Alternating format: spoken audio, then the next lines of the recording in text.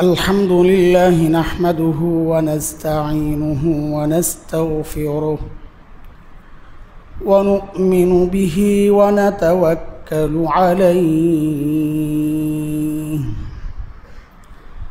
ونعوذ بالله من شرور أنفسنا ومن سيئات أعمالنا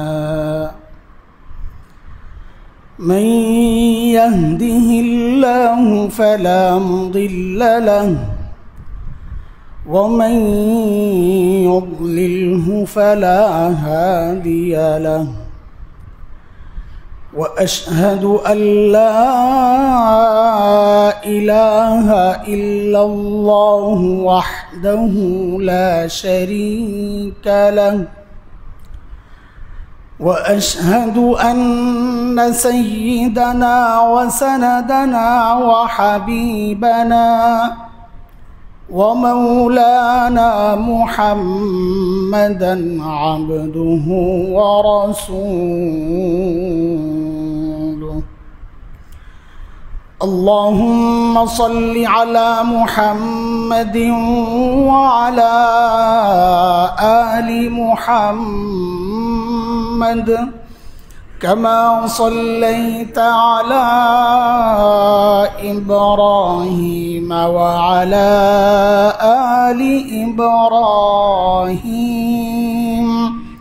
إنك حميد مجيد اللهم بارك على محمد وعلى آل محمد كما باركت على إبراهيم وعلى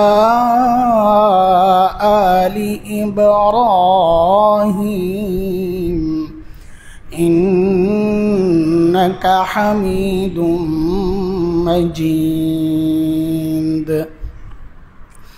أما بعد فأعوذ بالله من الشيطان الرجيم بسم الله الرحمن الرحيم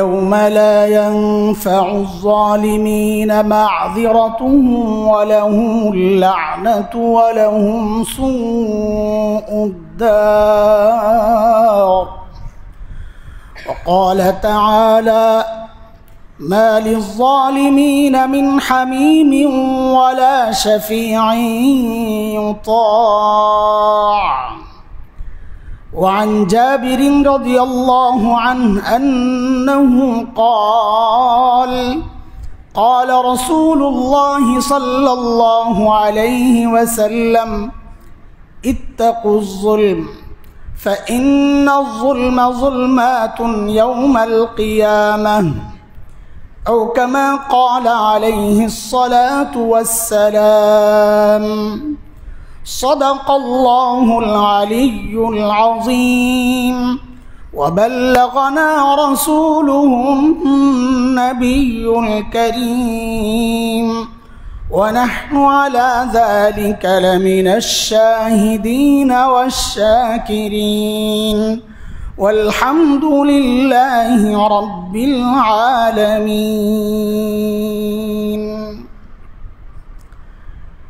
محترم حاضرین আল্লাহ সুবহানাহু ওয়া তাআলার অশেষ মেহেরবানি যে মালিক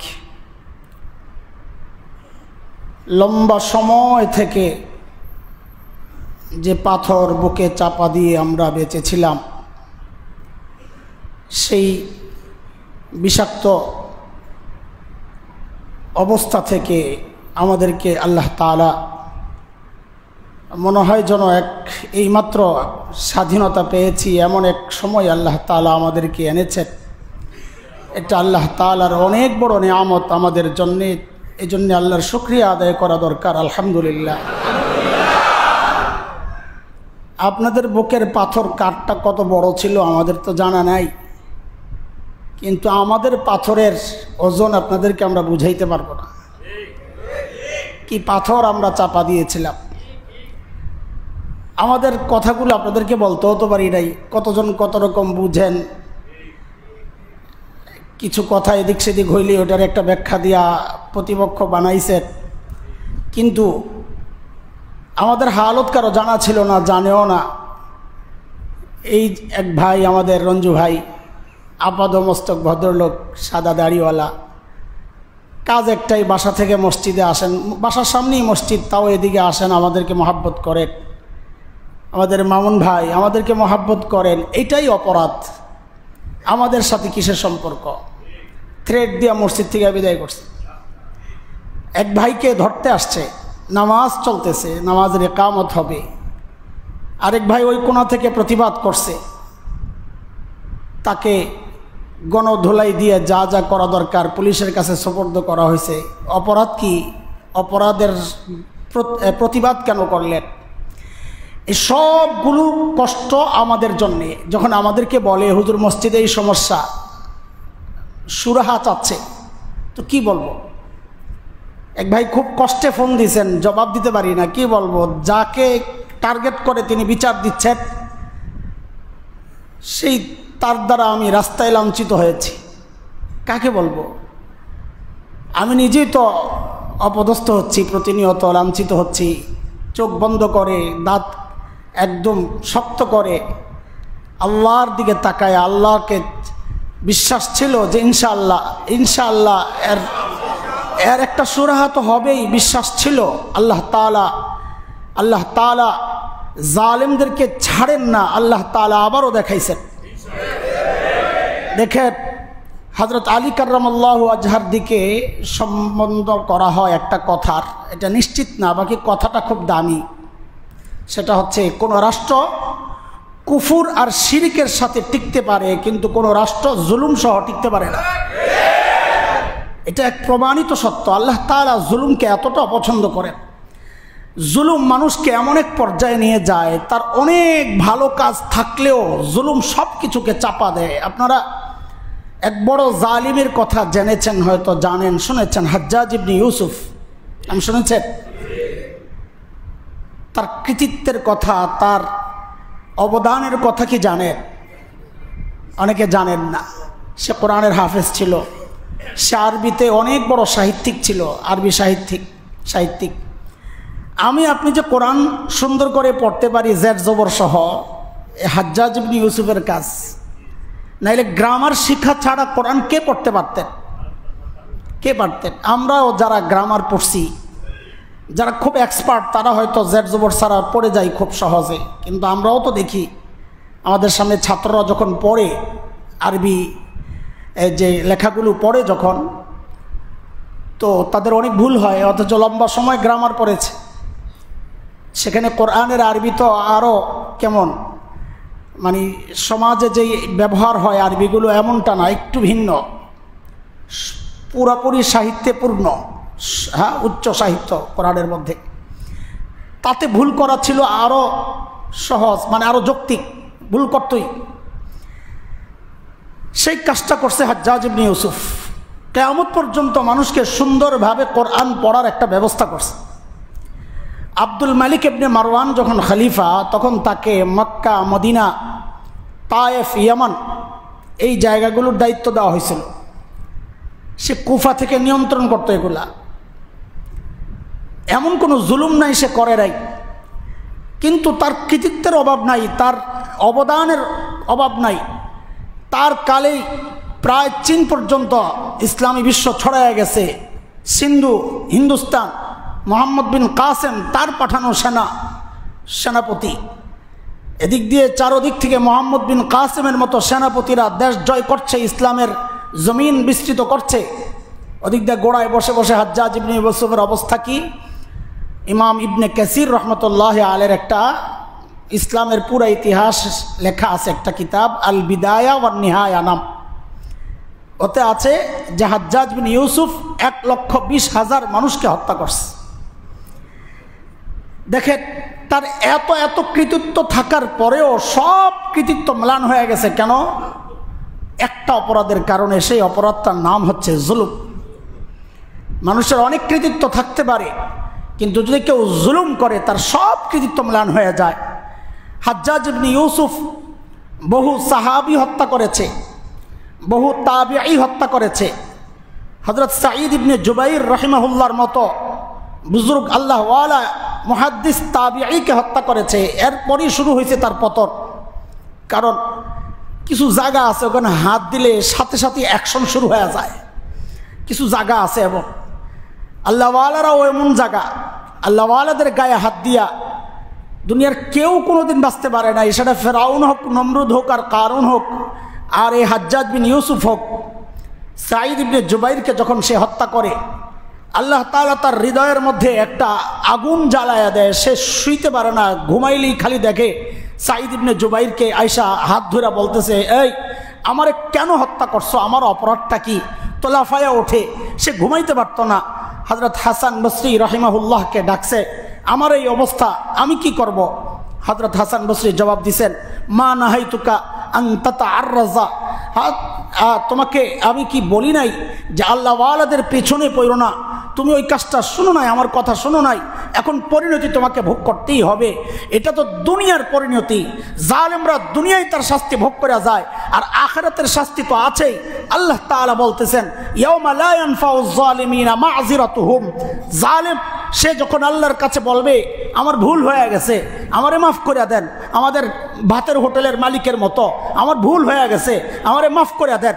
যারা জুলুম করে তাদের মাফ দুনিয়ায়ও হয় না, তারা মাফ আখিরাতেও পাবে না ইনশাআল্লাহ। জালিমকে আল্লাহ ছাড়েন না। আমরা আগে আলোচনা করেছি বহুবার, আল্লাহ ছাড় দেন ছেড়ে দেন না, এই কথার সাথে আমি একমত না। আল্লাহ ছাড়ও দেন ছেড়েও দেন। আল্লাহ নিজেই বলেছেন, ওয়া আফওয়ান কাসীর, আমি অনেক মাফ করে দিই। কিন্তু আল্লাহ বলতেছেন, আমি জালিমকে মাফ করব না, আমি জালিম মাফ করব না। হ্যাঁ, তাকে জুলুম করে করে এমন একটা পর্যায়ে আল্লাহ উঠতে দেন যেন ধরাটাও এরকম বড় হয়। কেন? যেন ওই ধরাটাও সারা দুনিয়ার জন্য উদাহরণ হয়ে যায়। আপনি দেখেন, সারা দুনিয়ার জালিমদেরকে আল্লাহ তাআলা যে শাস্তি দিয়েছেন, কিয়ামত পর্যন্ত মানুষের জন্য সেই শাস্তি উদাহরণ হয়ে গেছে।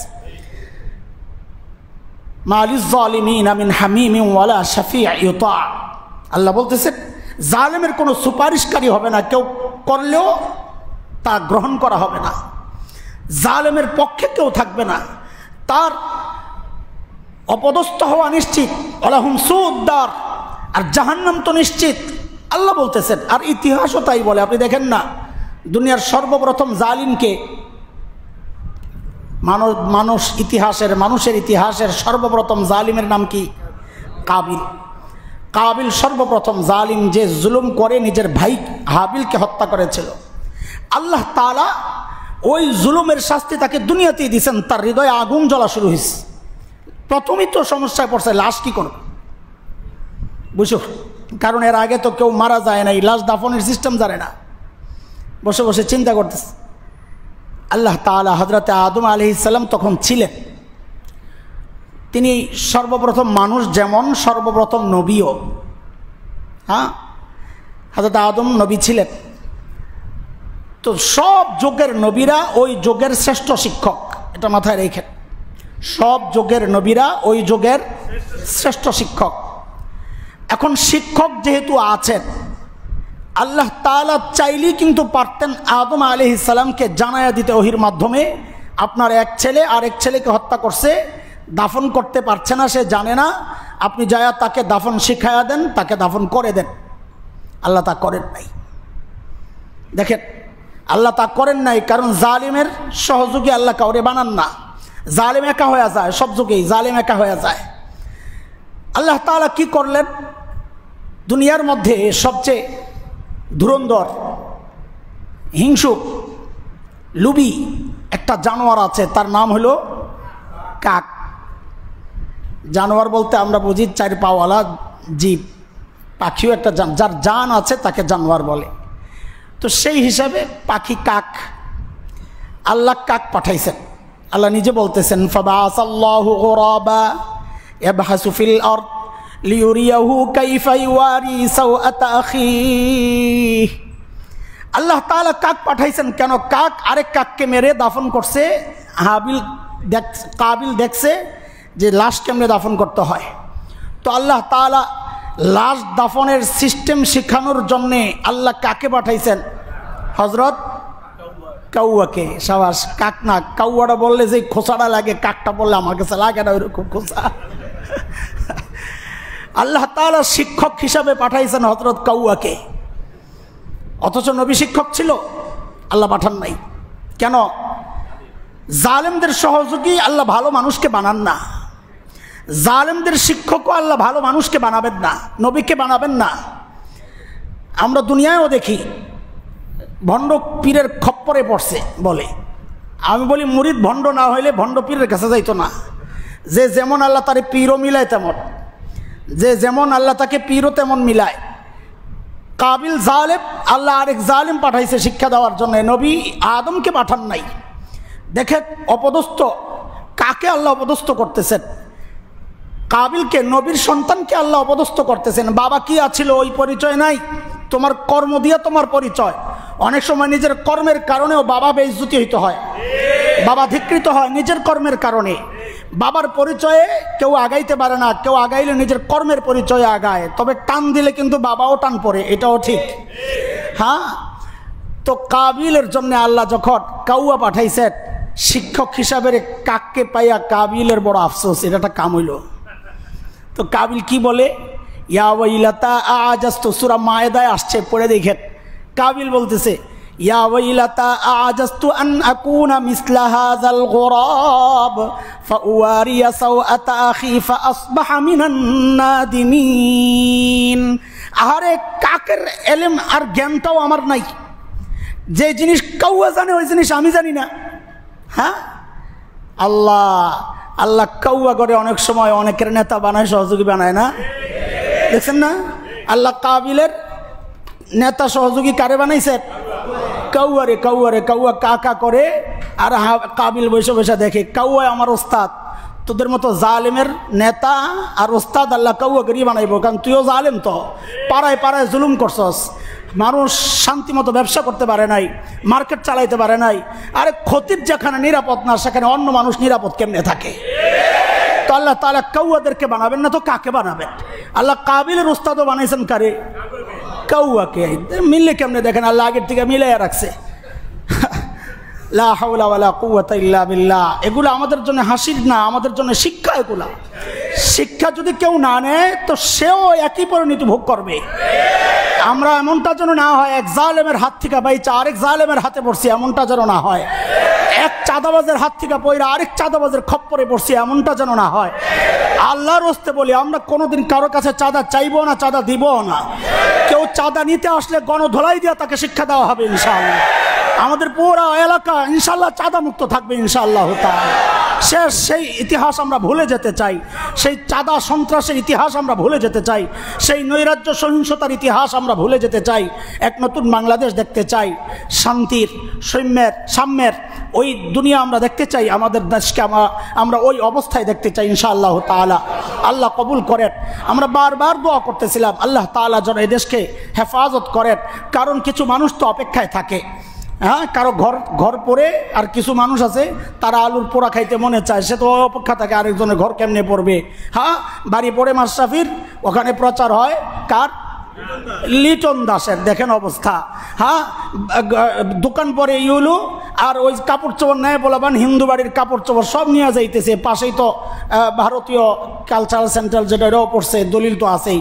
ওই পোড়া দেখায়, ওইটা লুটপাট দেখায়, এটা দুটারে মিলে বানাইছে একটা। তো কারণ তার তো আলু পোড়া খাওয়া দরকার। তো এই আলু পোড়াওয়ালারা না চলে আসে আলু পোড়া দিতে। আমার আশঙ্কা ছিল খালি ওইটা, আমি খেয়াল করছেন কিনা বারবার বলতেছি, আল্লাহ ভয় লাগে যে স্বাধীনতা শেষ না হয়ে যায়। এই আশঙ্কা আতঙ্ক আমাদেরকে পেয়ে বসছিল, কারণ আমরা জানি ষড়যন্ত্রের জাল কতটুকু বিস্তার হয়েছে, আমরা জানি, এটা পদে পদে উপলব্ধি করি আমরা এটা। সেই জন্যই আমাদের আশঙ্কাটাও বেশি, যে জানে বেশি তার আশঙ্কাও বেশি। আল্লাহ তাআলা এই ভয়ঙ্কর অবস্থা থেকে আমাদেরকে হেফাজত করেছেন এবং যেন রাখেন কিয়ামত পর্যন্ত এদেশকে স্বাধীন। আল্লাহ তাআলা এদেশের স্বাধীনতাকে কিয়ামত পর্যন্ত কবুল করেন, আমিন। যারা এর বিপক্ষে দাঁড়াবে আল্লাহ তাদেরকে যেন ধ্বংস করে দেন। যাদের দ্বারা স্বাধীনতা নষ্ট হবে আল্লাহ তাদেরকে যেন ধ্বংস করে দেন। যাদের দ্বারা দেশে জুলুমের বিস্তার হয়, নৈরাজ্য হয়, আল্লাহ যেন তাদেরকে আর কোনো দিন ক্ষমতায় না আনেন। সে যেই হোক। আমি বলি না যে অমুকে আসুক, অমুকে আসুক, কে আসে না আসে, আমি যাব না ওই জায়গায়। কে আসলো না আসলো তাতে আমার কি আসে যায়, আমি যেন কথাগুলো মিম্বর থেকে ঠিকভাবে বলতে পারি, হ্যাঁ কোনো বাধা না আসে, দাড়ি কমা ধরে ধরে যেন আমাদেরকে বইলা না দেওয়া হয়, রেকর্ড শোনায় যেন আমাদেরকে থ্রেট না করা হয়, যেই কথা বলা ঠিক হয় নাই এইভাবে বলা দরকার ছিল। আরে ভাই কোনভাবে বলা দরকার ছিল, এটা শেখার জন্যই তো মাদ্রাসায় 15 বছর পড়লাম, 30 বছর পড়াই, তো ওইটা শিখছে এতদিন কোরআন কেমনে বলতে হবে, হাদিস কেমনে বলতে হবে, তোমাদের মতো চাঁদাবাজদের কাছে শিখতে হবে না, দিন কেমনে শেখাইতে হবে। টুকাই চাঁদাবাজদের এই অন্যায় অত্যাচারে আমরা অতিষ্ঠ হয়ে গেছিলাম। আল্লাহ তাআলা আমাদেরকে একটু স্বস্তির নিঃশ্বাস ফেলার তৌফিক দিয়েছেন। আবারও বলি আলহামদুলিল্লাহ। শুকরিয়া রোজা রাখবেন সবাই ইনশাআল্লাহ তাআলা। আমি আমাদের মাদ্রাসার ছাত্রদেরকে বলেছি, বাড়িঘর জ্বালানোর দরকার নাই, ওই হামলা ধ্বংসের এতে আমাদের শরীক হওয়ার দরকার নাই, লুটপাটের দিকে আমাদের যাওয়ার দরকার নাই। আমরা আমাদের যে সিস্টেম আছে, জয় আসলে তাসবিহ পড়ো, আল্লাহর প্রশংসা করো, ইস্তিগফার পড়ো। হযরত মূসা আলাইহিস সালামকে আল্লাহ ফেরাউনের জুলুমের হাত থেকে বাঁচাইছেন, তো হযরত মূসা আলাইহিস সালামের এই বাঁচানোর জন্যে শুকরিয়ায় ইহুদিরা রোজা রাখছেন, নবী আলাইহিস সালামও স্বীকৃতি দিচ্ছেন, নিজেরাও রোজা রাখছেন। আমরাও রোজা রাখবো, যদি কেউ না রেখে থাকে শুকরিয়া রোজা রাখবো একটা ইনশাআল্লাহ তাআলা। কেন? শুকরিয়া আদায় করলে আল্লাহ নিয়ামত ছিনাইয়া নেবেন না, শুকরিয়া আদায় করলে আল্লাহ তাআলা নিয়ামত ছিনাইয়া নেবেন না, নিয়ামত বাড়াইয়া দিবেন। লাইন শাকারতুম লাযীদান্নাকুম, নিয়ামতের শুকরিয়া আদায় করলে আল্লাহ নিয়ামত বাড়াইয়া দেয়, নিয়ামত শুকরিয়া আদায় না করলে আল্লাহ নিয়ামতকে ছিনাইয়া নেয়, আযাব দিয়ে দেয়। আল্লাহ তাআলা আমাদেরকে এই নিয়ামতের কদর করার তৌফিক দান করেন, আমিন। বলতেছিলাম জালেমদের পরিণতির কথা। ফেরাউন এক বড় জালিম ছিল, নাম তো জানি আমরা না, ফেরাউন জালেমের জুলুমের উপমা। ফেরাউন হচ্ছে জুলুমের উপমা। সারা দুনিয়ার মানুষ বলে ফেরাউন একটা, বাংলার ফেরাউন কি বলে, তার মানে ফেরাউন একটা জুলুমের উপমা। দেখেন, অথচ তার যে অহংকার, সব আমার, সব আমার, অহংকারের মাত্রা কি দেখেন। কি বলছে ফেরাউন, কি দাবি করতো বলেন তো দেখি, আপনাদের একটা ভুল সংশোধন করি। ফেরাউন কি দাবি করতো? শাবাশ, খালি খোদা দাবি করে নাই, খোদা অনেকই দাবি করছে। ফেরাউনের দাবিটা ছিল আনা রাব্বুকুমুল আ'লা, দুনিয়া বহু খোদা আছে কিন্তু সবচেয়ে বড় আমি। দেখছেন অবস্থা? হ্যাঁ, সে বলে সবচেয়ে বড় খোদা। এই খোদার জুলুমের কি অবস্থা গেছে। একটা স্বপ্নের উপর ভিত্তি করে হাজার হাজার বনি ইসরায়েলের ছেলেদেরকে হত্যা করছে, একটা স্বপ্নের উপর ভিত্তি করে। হ্যাঁ, তাকে যে খোদা না মানছে তাকে কি করছে, জ্বলন্ত তেলের মধ্যে দিয়া জ্বালায়া মারছে। জীবিত জীবিত মানুষের শরীর থেকে চামড়া খুলে খুলে হত্যা করছে। অথচ সময় যখন শেষ হয়ে গেছে তখন আল্লাহ তাআলা নিয়ে পানির মধ্যে চুবাইছেন। পোলাবানে এত দুষ্ট এখনকার পোলাবাই যে এখন ওই বলে যে ফেরাউন তো পাই না, তো ফেরাউনের মূর্তিরে নিয়ে পানির মধ্যে চুবায়। এখন যে অবস্থা পোলাবানের হয়ে গেছে, কি যে দুষ্ট পোলাবান, সুবহানাল্লাহ বিহামদি, এমন এমন কাজ করে হাসতে হাসতে মরে যায়। যে কারবার দেখো, এরা এতদিন কই ছিল আল্লাহ জানে, এদের এই বুদ্ধি এত কিছু এরা কই রাখে।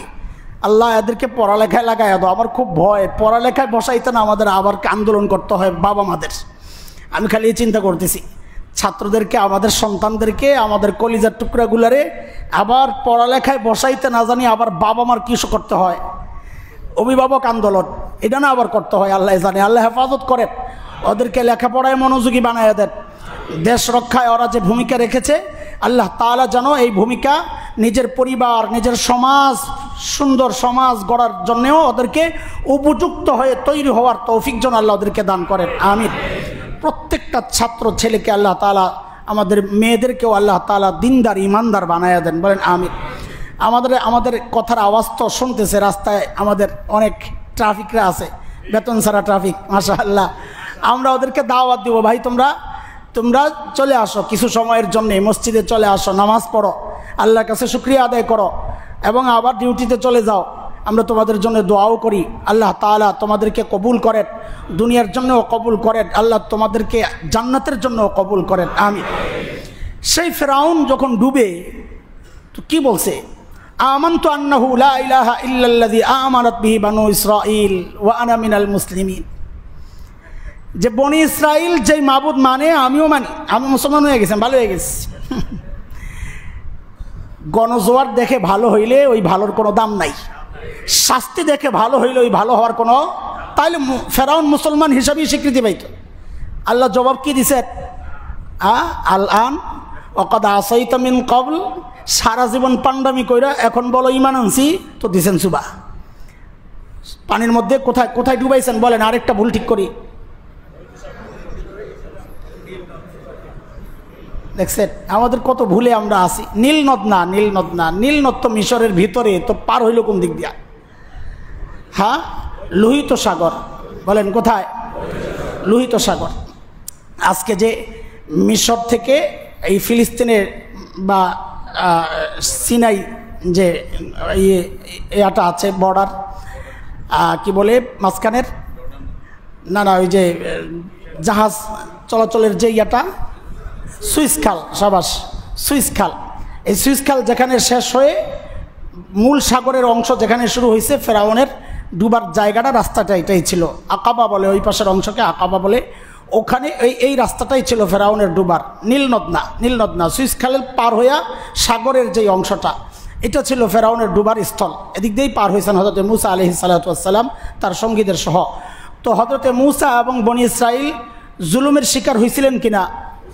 হয়েছে, কিন্তু সেটা চিরস্থায়ী ছিল না, আল্লাহ মুক্তি দিয়েছেন। বলেন, ফেরাউন চিরস্থায়ী জুলুমের সুযোগ পাইছে না আল্লাহ দমাইছেন? এটা মাথায় রাখবেন। শুধু রাষ্ট্র ক্ষমতায় যারা আছে তাদের জন্য বলছি না, জুলুম চলছে সমাজের রন্ধ্রে রন্ধ্রে। আমি আমার পরিবারে জুলুম করি, আমি আমার সমাজে জুলুম করি, বাজারে জুলুম চলতেছে, হ্যাঁ, হাটে ঘাটে অফিসে সব জায়গায় জুলুম চলতেছে। জুলুম কাকে বলে জানেন? জুলুম মানে কি? জুলুম মানে আমরা জানি একজন আরেকজনের উপর নির্যাতন করা, তাই না? না না, জুলুম এটা, জুলুমের বাংলা অর্থ আমরা নির্যাতন বলি, এটা বলি আর কি, কিন্তু জুলুম তো আরবি শব্দ, তাই না? আরবির একটা ব্যাখ্যা আছে জুলুমের, আমরা আরবিতে পড়ছি। জুলুম মানে হচ্ছে ওয়াদউ শাই আলা গায়রি মাহাল্লি, যে জিনিস যেখানে রাখা দরকার ওখানে না রাখাটাই জুলুম। ইবাদতের জন্য রাখা দরকার কাকে? ইবাদত কাকে করব? এই জায়গায় শুধু কাকে রাখবো? মাবুদ হিসাবে কাকে রাখবো? যে শিরিক করে, হযরতে লোকমান ওটাকেও জুলুম বলছেন। ইয়া বুনাইয়া লা তুশরিক বিল্লাহ ইন্নাশ শিরকা লাযুলমুন আযীম। ও আমার ছেলেরা, প্রিয় সন্তানেরা, জুলুম করো না, শিরিক করো না, শিরিক করো না। কেন? ইন্নাশ শিরকা লাযুলমুন আযীম, নিশ্চয়ই শিরিক অনেক বড় জুলুম। হাত বোঝা গেল শিরিকও জুলুম। কেন? ইবাদতের জায়গায় যাকে রাখা দরকার ছিল তাকে না রাখা ভিন্ন কাউকে রাখছি, এটাও একটা জুলুম। এই জন্যে উপযুক্ত ব্যক্তিকে উপযুক্ত জায়গা না দেওয়া এটা জুলুম। যার যা পাওয়া উপযুক্ত তাকে না দেওয়া এটা জুলুম। সন্তান আপনার কাছে দিন শেখা, এটা তার পাওনা ছিল, এটা না দেওয়া তার উপর জুলুম। পরিবারকে দিন শেখানো আপনার উপর দায়িত্ব ছিল, এটা আদায় করতে পারেন না, এটা আপনি তার উপর জুলুম করেছেন। এইরকম প্রত্যেকটা জায়গায় দ্রব্যমূল্য বাজারে যারা আছে শুনি, যেটা উপযুক্ত সুযোগ পাইয়াই দাম বাড়াইয়া দেয়, সুযোগ চলে গেলে আবার ডেকে ডেকে ব্যস্ত হয় আমাদের, এটাও জুলুম। অফিস আদালতে যারা উচ্চ পর্যায়ে উচ্চ পদে আছেন, আপনার অধীনস্থদের উপর যদি তার যে পোস্ট আছে ওই পোস্ট অনুযায়ী তাকে কাজ না দিয়া, তার স্যালারি না দিয়া আপনি ভোগ করেন সব, তো মনে করবেন আপনি তার উপর জুলুম করতেছেন। সব জায়গায় তো এখন জুলুম আর জুলুম, আমাদের উপর জুলুম হবে না কেন বলেন? জুলুম করতে করতে আমরা নিজেরাও এখন জুলুমের শিকার হয়ে গেছি। এই জন্যে জুলুম শেষ করা দরকার। একদম আমার নিজের থেকে শুরু করব ইনশাআল্লাহ, আমার পরিবার থেকে শুরু করব ইনশাআল্লাহ। আমরা কেউ জালেম হব না, কেউ জালেম হব না। দুনিয়ার উদাহরণের শেষ নাই। কারুন নাম শুনছেন না? ফেরাউনের দরবারি, ফেরাউনের দরবারি কারুন, সম্পদের অভাব ছিল না। সুবহানাল্লাহ, এত সম্পদ তার সম্পদের যে খাজানা গোডাউন, ওটার চাবি বহন করার জন্য বহু ওট লাগতো। এমন ব্যক্তি, আপনার চাবি আছে কয়টা? সুবহানাল্লাহ, কয় টাকার সম্পদ? কারুনের এত সম্পদ ছিল। তো ফলাফল আল্লাহ বলেন, যে সম্পদের বাহাদুরি করো ওই সম্পদ সহই তোরে শেষ করবো। ফাখাসাফনা বিহি ওয়া বিদারিহিল আরদ, তাকে এবং তার যে সম্পদ ছিল তার সহ আল্লাহ বলেন আমি দাবাইয়া দিছি, মাটির নিচে। যে যে বিষয়ের গর্ব করে আল্লাহ তাকে দিয়ে তাকে শেষ করেন। এটার উদাহরণ ভুরি ভুরি। আপনি সম্পদের বড়াই করবেন, ওই সম্পদ দিয়েই আল্লাহ আপনাকে ধরবে। আপনি নেতা কর্মীর বাহাদুরি করবেন, ওই কর্মী দিয়েই আল্লাহ আপনাকে ধরবে। আপনি নিজস্ব লোক ফিট করবেন, ওই নিজস্ব লোকরাই আপনাকে ধরবে। এটার উদাহরণের শেষ নাই। আপনি দেখেন আবু লাহাবের বিবি, কি নাম? আবু লাহাবের বিবি, বিবির নাম আবু লাহাবের বিবি, উম্মে জামিল বিনতে হারব ইবনে উমাইয়া। উম্মে জামিল বিনতে হারব ইবনে উমাইয়া। আবু লাহাবের নাম তো সবাই জানি না কি না? আবু লাহাবের নাম আবু লাহাব না, আবু লাহাবের নাম হচ্ছে আব্দুল উজ্জা। কি না? উজ্জার বান্দা, উজ্জা, আবদুল্লাহ না, উজ্জার বান্দা। আবদুল্লাহ তো নবী আলাইহিস সালামের বাবা। দেখেন আল্লাহ আগের থেকে নামও ঠিক করে রাখছেন, যে নাম যার জন্য মুনাসিব আল্লাহ ওইটা ঠিক করে রাখছেন আগের থেকেই। আবু লাহাব বলা হইতো, তার চেহারা ছিল খুব লালচে। লাহাব মানে আগুনের যে ইয়া ওঠে, লাল যে উপরের অংশটা ওইটা লাল, এরকম টকটকে লাল যেটা, এইটা হচ্ছে লাহাব। তো আবু লাহাব মানে ওই লাল্লু, আমরা বলি লাল্লু, লাল্লু বলি না, লাল্লু। আবু লাহাব ছিল লাল্লু, এই জন্যে আবু লাহাবকে আবু লাহাব বলা হয়। নাম হলো আব্দুল উজ্জা। তো কোরআন আবু লাহাব সম্পর্কে তো বলছে, আপনারা জানেন, কিন্তু আবু লাহাবের বউ সম্পর্কেও কোরআন বলছে কি? হাম্মালাতাল হাতাব। তার শাস্তিটা কি হবে? হাম্মালাতাল হাতাব, এটা হয় তার অতীতের পরিচয় অথবা ভবিষ্যতের পরিচয়। হাতাব মানে শুকনো লাকড়ি, হাম্মালা কুলি, আরবিতে কুলিদেরকে বলে হাম্মালা। আমাদের কুলি আছে না মাল টানে, ওদেরকে আরবিতে বলে হাম্মালা, হাম্মাল, হাম্মাল। তো হাম্মালাতাল হাতাব, শুকনো লাকড়ি বহনকারিনী। আবু লাহাবের বউ সম্পর্কে আল্লাহ বলতেছেন তাকেও ধর্ম। এখন তার পরিচয় আর ছিল না, আল্লাহ তাআলা এটা দিলেন যে শুকনো লাকড়ি বহনকারিনী। এটা কি? এটা তার অতীত পরিচয়ও হইতে পারে, ভবিষ্যৎ পরিচয়ও হইতে পারে। অতীত পরিচয় যদি হয় তাইলে সে একটা কাজ করতো, নবী আলাইহিস সালাম যেন মসজিদে না আসতে পারে, নানান জায়গায় কাটা বিছায়া রাখতো। আমরা তো বুড়ির কিচ্ছা শুনি, বানানো অনেক গল্প শুনি, কিন্তু এই কাজ করতো আবু লাহাবের বউ। নানান জায়গায় বাধা সৃষ্টি করে রাখতো যেন কেউ ঠিকমতো দিন পালন করতে না পারে, মসজিদে আসতে না পারে, বাধা সৃষ্টি করে রাখতো। এটা হচ্ছে তার অতীত পরিচয়। আর ভবিষ্যৎ পরিচয় হলে কোনো মুফাসসির এটাও বলেছেন যে ওই যে আবু লাহাবকে যে আগুনে জ্বালানো হবে সেও জ্বলবে, কিন্তু আবু লাহাবের আগুনের ইন্ধন, জাহান্নামে আগুনের ইন্ধন কি হবে? পাথর আর মানুষ, যারা পাথরের পূজা করছে তারা, এবং যেই পাথরের পূজা করছে ওগুলা। সূরা আম্বিয়ার মধ্যে আসছে, আল্লাহ বলেছেন ইন্নাকুম ওয়া মা তা'বুদুনা মিন দুনিল্লাহ হাসাবু জাহান্নাম, তোমরা এবং তোমরা যার পূজা করো এগুলো হবে জাহান্নামের ইন্ধন, জাহান্নামের আগুন প্রজ্বলন করা হবে এগুলা দিয়া। তো আবু লাহাবের বউয়ের একটা ডিউটি এটা, সে আবু লাহাবকে জ্বালানোর জন্যে মাথায় করে করে ওই জ্বালানি আনবে আবু লাহাবকে জ্বালানোর জন্যে। আল্লাহ দেখাইয়া দিচ্ছেন যে দুনিয়ায় তুমি যাকে সহযোগী হিসাবে পাইছ, আমি তাকে তোমার শাস্তির কারণ বানাবো। এর উদাহরণের শেষ নাই। আপনি নবী আলাইহিস সালাতু ওয়াস সালামকে ধরে নেওয়ার জন্যে পারস্য সম্রাট তখন খসরু পারভেজ, সে পাঠাইছে। ইয়ামানের গভর্নর ছিল তখন বাজান, ইয়ামান ছিল তখন পারস্যের আন্ডারে। তো বাজানকে খবর পাঠাইছে যে মদিনা থেকে মুহাম্মদকে অ্যারেস্ট করে পাঠাইয়া দাও আমার কাছে, সাল্লাল্লাহু আলাইহি ওয়াসাল্লাম। দেখেন অবস্থা। আল্লাহ তাআলা আপনজনকে দিয়া যে জালেমের শাস্তির ব্যবস্থা করেন, আল্লাহ তাআলার উদাহরণ রাখছেন অনেক অনেক। তো কি করছেন আল্লাহ তাআলা দেখেন, বাজান দুইজনকে পাঠাইছে মদিনায়, মুহাম্মদকে ধরে নিয়ে আসা। বলেন দেখি, মদিনায় মুসলমানদের রাজ্য তখন, হ্যাঁ, নবীকে ওখান থেকে আনতে পাঠাইছে, ধরে নিয়ে আসছে। তারা মদিনায় আসছে, এসে দেখে নবী আলাইহিস সালামকে দেখছে। নবী আলাইহিস সালামকে আল্লাহ তাআলা একটা মুআজিজা, অলৌকিকতা দিয়েছিলেন, একটা সাহায্য করছেন আল্লাহ তাআলা।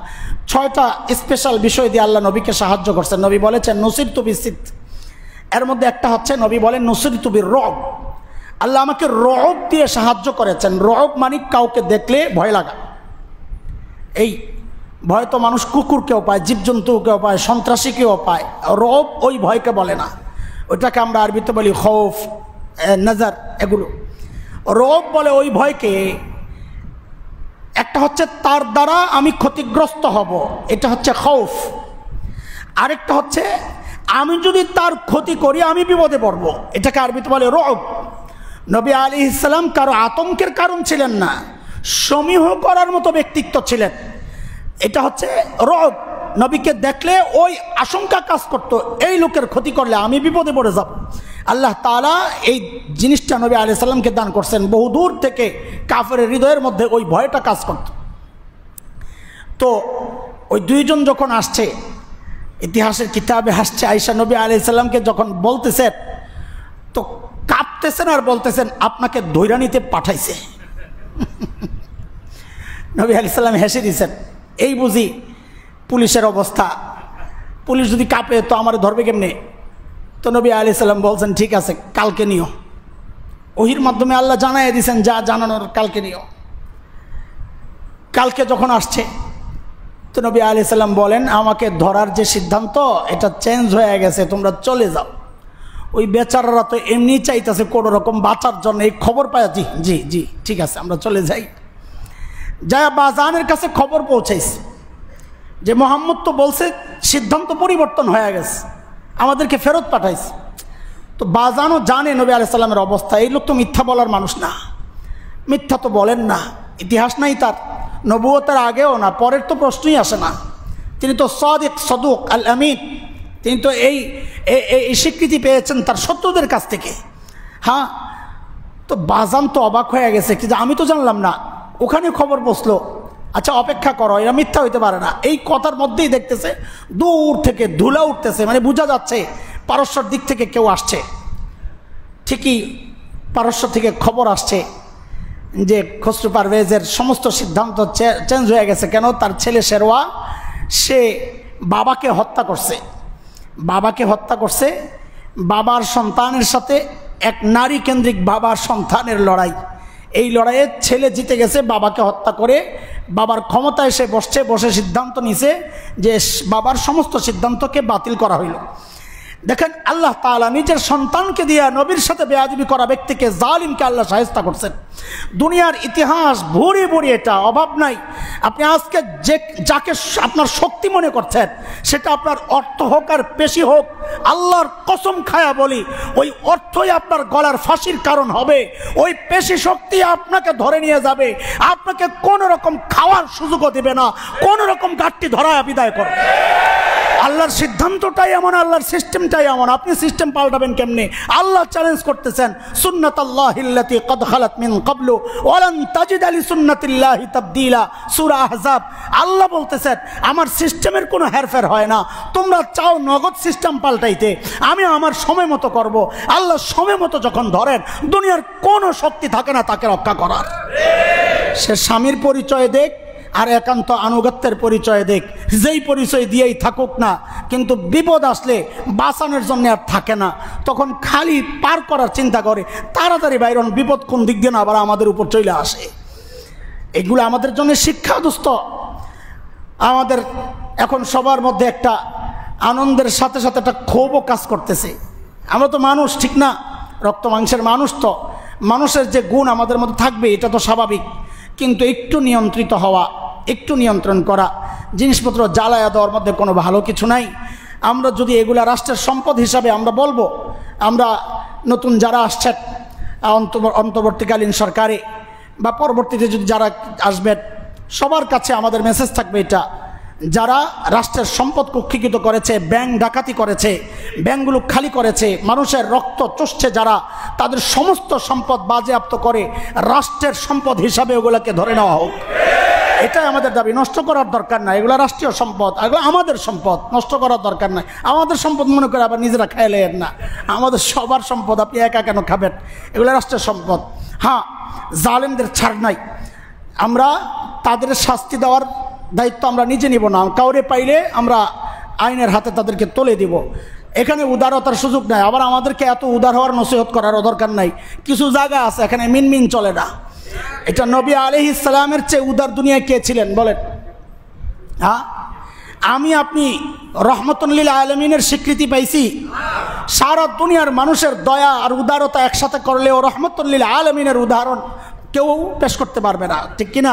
আমার নবীর যে উদারতা, যে উদারতা, যে মানসিক যে নম্রতা, নবীর যে মায়া ভালোবাসা, হ্যাঁ মানুষের প্রতি যে টান, মনুষ্যত্ববোধ, এগুলা দুনিয়ার কেউ উদাহরণ দেখাতে পারবে না। যে সেজন্যই তো আল্লাহ তাআলা আমার নবীকে বলেছেন রহমাতুল লিল আলামিন, ওমা আরসালনাকা ইল্লা রাহমাতাল লিল আলামিন। আমার নবীকে আল্লাহ বলেছেন রউফুন রহিম, আপনার দিল বড় নরম, আমার নবীকেই তো আল্লাহ বলেছেন। সেই নরম নবী যখন মক্কা বিজয়ের সময় ঢুকেন, আপনাদেরকে ইতিহাস আমি শোনাইছি আগে, মক্কা বিজয়ের সময় যখন ঢুকেন, মাথা নিচু, বিজয়ী আমাদের আমাদের আমাদের বিজয় তো হয় লাফায়া লাফায়া। আমার নবী যখন মক্কায় ঢুকছেন মাথা কি ছিল বলেন?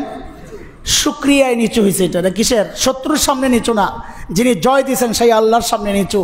চোখ থেকে পানি ঝরতেছিল আর আল্লাহর দেওয়া ওয়াদার কথাগুলো পড়তেছিলেন। ইন্না ফাতাহনা লাকা ফাতহাম মুবিনা, নবী স্পষ্ট বিজয় আপনাকে দান করব, আমি দিব।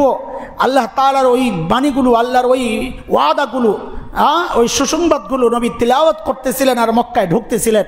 ঢুকে উদারতার কি পরিচয় দিছেন, যারা মক্কা থেকে বের করে দিছেন। নবীর কষ্ট এটা। আরে মক্কা ছাড়া সাধারণ ইমানদারদের জন্যও তো কষ্ট, সেখানে জন্মভূমি ছেড়ে যাওয়া এটা বড় কষ্টের। আমার সন্তানরা এই কিছুদিন আগে বলতেছে, আব্বু আর ভাল লাগে না। ওরাও তো মানুষ, বাচ্চা মানুষ না, আমাদের তো একটু শক্ত আছে, একদম বাচ্চা। আর ভাল লাগে না বাবা। কি আব্বু চলে, এলাকা ছেড়ে চলে যায় আব্বু, আর ভাল লাগে না বা।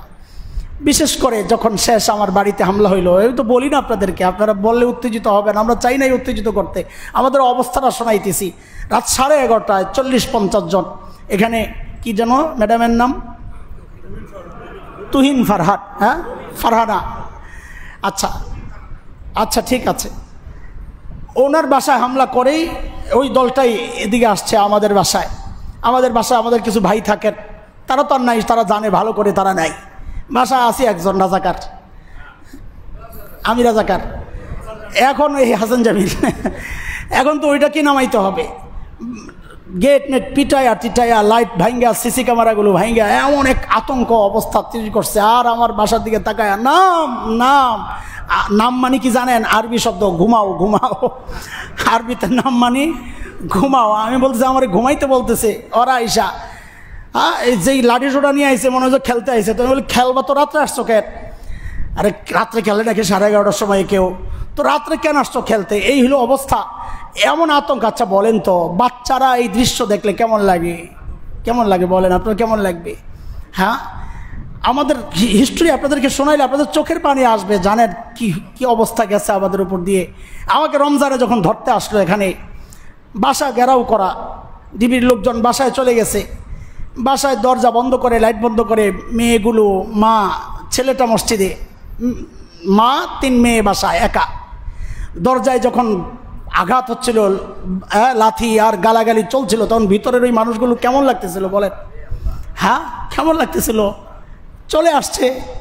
আমি তো লুকায়া লুকাই ছাদ থেকে ওই ছাদ, মসজিদের পিছনের ময়লার মধ্যে ঘন্টায় ঘন্টায় ধরেছিল, পিছনের ময়লার মধ্যে। এক মুসল্লি যায় বলে, হুজুর জি আসেন বাসায়। বলি আপনি জানলেন কেমনি আমি এখানে আসি? বলে আমার মন ডাকতেছিল, হুজুর কোথাও লুকায় আছে, আল্লাহ পাঠাইছেন তাকে। কেমন লাগে? আবার গভীর রাতে আবার যায় বাসায় হামলা, কই? আরে নাই তো বাসায় বলা হয়েছে না, বাসা ভাঙ্গে ভেতরে দেখবে। তখন মা তার বাচ্চাগুলো নিয়ে তো কেমন লাগতেছে বলেন? এই জিন্দেগি আমাদেরকে কাটাইতে হয়েছে। দাঁত চেপে সহ্য করেছি, আর আল্লাহকে বলেছি, আল্লাহ ফেরাউনের চেয়ে শক্তিশালী না এরা, আল্লাহ এরা নমরুদের চেয়ে শক্তিশালী না, আল্লাহ তোমার শক্তির কাছে এদের শক্তির কোনো দাম নাই, আল্লাহ সেই তোমার কাছেই বিচার দিলাম। আল্লাহ আমি বদদুয়া দেই না, কিন্তু বাচ্চাদের চেহারার দিকে তাকায় নিজেরা ঠিক রাখতে পারি নাই। আরে জুলুমের তো একটা শেষ আছে। আমার সাথে চলে একটা ছেলে, তাকেও মামলায় ঢুকাইয়া দিছে, সে নাকি এই আন্দোলনের সময় বাড়ি করে হামলা করছে। বলেন আপনারা, আমাকে বিব্রত করার জন্যে, আমাকে প্রেসার রাখার জন্যে এই জুলুম আমরা সইছি, বরদাস্ত করেছি। তো বলতেছিলাম যে রহমতের নবীর চেয়ে বড় দিলওয়ালা, রহমওয়ালা দিল তো আমাদের না, এটা মেনে নিতে হবে। সেই রহমতের নবী যখন মক্কায় ঢুকতেছে, ক্ষমা ঘোষণা করছেন, সব মাফ, লা তাসরিবা আলাইকুমুল ইয়াওম, আছে কোনো প্রতিশোধ নাই। 3টা অপশন দিয়েছেন নবী আলাইহিস সালাম। মান দাখালাল মসজিদাল হারাম ফাহুয়া আমিন, মসজিদে হারামে যে ঢুকবে সে নিরাপদ। মান আগলাকা বাবাহু ফাহুয়া আমিন, যে নিজের ঘরের দরজা বন্ধ করে দিবে সে নিরাপদ। মান দাখালা দারা আবি সুফিয়ান ফাহুয়া আমিন, যে আবু সুফিয়ানের ঘরে ঢুকবে সে নিরাপদ, এ সবগুলোর অর্থ হইল একটা, যে অস্ত্র ছেড়ে দিবে সে নিরাপদ। সবগুলোর শেষ কথা এটাই, সব বাদ মাফ করে দিলাম। কিন্তু নবী আলাইহিস সালাম কিছু মানুষের ব্যাপারে বলছেন যে না, এদেরকে ছাড়া যাবে না। রহমতের নবীকে, রহমতের নবী বলতেছেন এদেরকে ছাড়া যাবে না। শেখ ইবনে তাইমিয়া রহমতুল্লাহ আলাইহির এক বিখ্যাত কিতাব আছে আস-সারিমুল মাসলুল আলা শাতিমির রাসূল, সেখানে 15 জনের নাম আসছে, যে 15 জনের নাম নিয়ে বলছেন এদেরকে ছাড়া যাবে না, কারণ এটা আল্লাহর নির্দেশ। সূরা আহজাবে আসছে মালউনিন আইনামা সুকিফু উখিযু ওয়া কুতিলু তাকতিলা। যারা মালউন, আমরা বলি সহজে মালাউন। মালাউন বললে আমরা একটা বিশেষ ধর্ম অবলম্বী লোকদেরকে মনে করি, না, তারা মালাউন না। মালাউন দাড়ি টুপিওয়ালাও মালাউন হইতে পারে। মালাউন কারা? কোরআনে আল্লাহ বলেছেন সূরা আহজাবে, ইন্নাল্লাযীনা ইউযুনাল্লাহা ওয়া রাসূলাহু লাআনাহুমুল্লাহু ফিদ দুনিয়া ওয়াল আখিরাহ। যারা আল্লাহ আল্লাহ রসুলকে কষ্ট দেয় এরা হচ্ছে মালাউন। মালাউনের শাস্তি কি? আল্লাহ বলতেছেন আইনামা সুকিফু উখিযু ওয়া কুতিলু তাকতিলা। তাদেরকে যেখানে পাওয়া যাবে পাকড়াও করে হত্যা করা হবে। হ্যাঁ, আমাদের জন্য ফয়সালা ওইটাই, মালাউনদেরকে যেখানে পাওয়া যাবে ধরে হত্যা করা হবে। বাকি হত্যার দায়িত্ব আমাদের না, এটা রাষ্ট্রের দায়িত্ব, রাষ্ট্র এটা ফয়সালা নিবে। এই হত্যাকারীদের শাস্তি একটাই, হত্যা। এদেরকে পাইলে ধরে রাষ্ট্রকে হস্তান্তর করতে হবে। নবী নাম ঘোষণা করলেন আব্দুল্লাহ ইবনে খাতাল, কুরতুনা, কোরাইনা, সাররা, মাকিস ইবনে সুবানা, হুয়াইরিস ইবনে নাকিদ, আব্দুল্লাহ ইবনে সাদ ইবনে আবি সারা, ইকরামা ইবনে আবি জাহল, ওয়াহশি ইবনে হারব, হিন্দা বিনতে উতবা, হুবার ইবনুল আসওয়াদ, হ্যাঁ, হুয়াইরিস ইবনে নাকিদ। 15 জনের নাম ঘোষণা করলেন নবী আলাইহিস সালাম, যেখানে পাওয়া যাবে ধরি হত্যা করতে হবে। এটা কার কথা বলতেছি? রহমতের নবীর কথা। হযরত ওসমানের আপন দুধ ভাই, আপন মানে দুধ ভাই, আব্দুল্লাহ ইবনে সাদ ইবনে আবি সারাহ। হযরত ওসমান আসছেন, ইয়া রাসূলুল্লাহ, আমার দুধ ভাই আব্দুল্লাহ, তার জন্য নিরাপত্তা চাই। নবী আলাইহিস সালাম চেহারা এরকম ফিরে আনিছেন।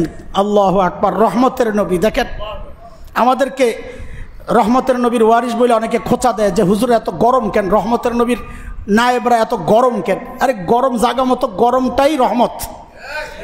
হাদিস শোনাইছেন আপনাদেরকে, জালেমকেও সাহায্য করো, মজলুমকেও সাহায্য করো। বলে মজলুম সাহায্যের কথা তো বুঝলাম, জালেম আবার কেমনে সাহায্য করে? বলে জালেমকে তার জুলুম থেকে রুখে দিয়ে তাকে সাহায্য করো, নাহলে সে এই জুলুমের কারণে জাহান্নামে যাবে। রহমতের নবী মুখ ফিরায় আনিছেন। তাও কার প্রস্তাব? হযরত ওসমানের প্রস্তাব। হযরত ওসমান নবীর কত প্রিয় আর বিশ্বস্ত মানুষ ছিলেন। আমরা জানি মানুষ নিজে বিয়ে করার ক্ষেত্রেও যতটা খবর নেয় না, নিজের মেয়েকে বিয়ে দেওয়ার ক্ষেত্রে যতটা খবর নেয়। সেই ওসমানের কাছে নবী দুইজন মেয়েকে বিয়ে দিয়েছেন, একজনের পর আরেকজন। 2জন মেয়েকে যার হাতে তুলে দিয়েছেন, তা তিনি নবীর কাছে কতটা বিশ্বস্ত মানুষ ছিলেন, কতটা আপনজনের ভালোবাসার মানুষ ছিলেন। ফেরেশতারাও যাকে লজ্জা পাইতেন, নবীও লজ্জা পাইতেন। গল্প করতেছেন বাগানের মধ্যে, কাপড় একটু হাঁটুর কাছাকাছি উঠে আসে। সাহাবী ছিলেন আবু বকর, ওমরের মতো সাহাবীরা, কাপড় হাঁটুর কাছাকাছি উঠে আসছে। এর মধ্যে হযরত ওসমান আসতেছেন। নবী আলাইহিস সালাম কাপড় টেনে নিছেন যে এখন আর কাপড় এই জায়গায় থাকাটা চলবে না, ওসমান লজ্জা পাবে, আমিও লজ্জা পাবো, ওসমানকে ফেরেশতারাও লজ্জা পায়। আল্লাহু আকবার। হযরত ওসমানের মূল্য, পয়সা, অর্থ খরচ করেছেন।